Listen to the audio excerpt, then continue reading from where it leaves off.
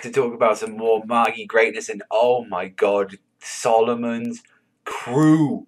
Oh, these motherfuckers are freaking crazy. I fucking love these guys. These guys going against the steel, this like design staff known as like Orthodox, and just when you see like Solomon's crew, you see Ethan, you do Ugo, which I was actually surprised that you see Ugo is actually like a fucking coward. He's like just hiding behind Ethan. He's like, oh, your lightning magic, cool. I guess you just do all the work here, and I'll just do my thing. It's like, wow, really, Ugo? But I'm sure when it comes down to it, Ugo will get shit done. I mean, we've seen him how he is against Judah with that fire magic, so we know what the fuck that guy can do.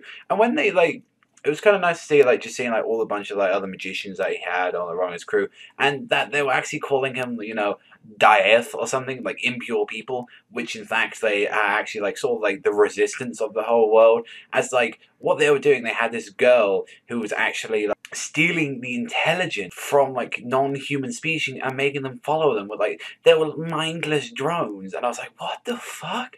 And Solomon and his crew breaks these towers, and it's just so that you can actually react. And it was like being controlled by this little girl named Sheba. And they rescue her, and still she's like got this mindset to say like, I still wanted to enslave them, and these are just animals. These are just what they did to us 800 years. I cannot forget what they did to my ancestors. They're just disgusting pieces of trash. And I'm like, oh my god. And she's like there with the rest of everyone. Like she's there with Solomon. She's there with all the crew and all that. And she's seeing, what these guys really want to change the world. They want to create Al-Asamin, and it shows, regardless of like, even if humanity had like magic, it wasn't the right choice. Like Ilthan was not the right thing like to give humanity magic, because regardless, whoever, what species you are, what race you are, what gender, anything, when you give someone power, and it's like you give multiple people power, there are bound to be people in there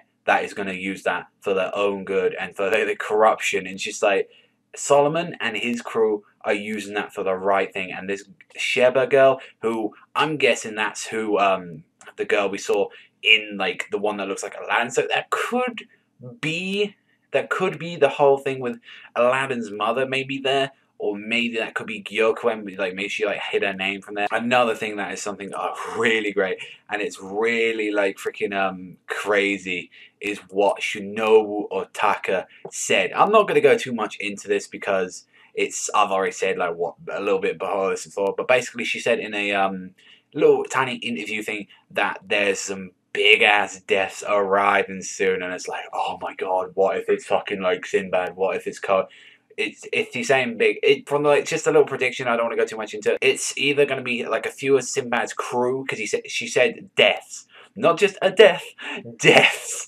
So there's multiple people. I can imagine some of Sinbad's crew like Jafar going down.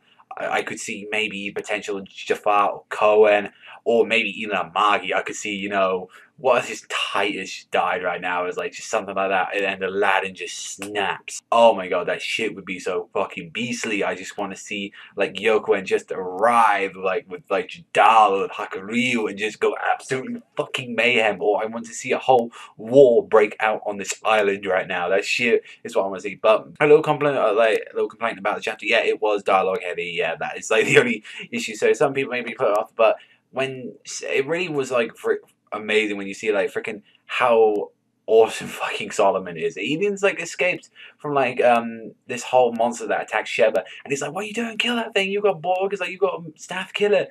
And by using what looks like Solomon's wisdom, is saying like actually calmed the beast down, saying, yeah, you're gonna make a fine soldier one day. Look, here's your mother, like that.